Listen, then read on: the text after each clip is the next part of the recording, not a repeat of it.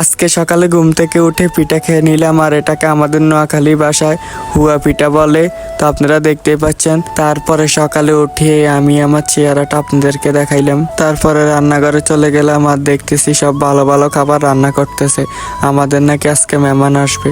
তারপরে দেখি এখানে সব তরকারি কুটে রাখছে, মাছকে হলুদ দিয়ে লবণ দিয়ে রেখে দিছে। আর গরুর গোস্তটা চুলায় বসানো ছিল, আপনারা দেখতে পাচ্ছেন। মেখে ঝুঁকে এগুলোকে বসিয়ে দেওয়া হলো। আর এটা হচ্ছে আমাদের নোয়াখালীর চুলা, আপনারা দেখতে পাচ্ছেন। তারপরে মাছ ভেজে নিল। তারপরে আমি গেঞ্জি গায়ে দিয়ে বের হয়ে গেলাম ডিম আর 7 আপ আনার জন্য। দেন আজকে আমাদের রাস্তার ওয়েদারটা সেই ছিল, তো আপনাদের সাথে একটু শেয়ার করলাম।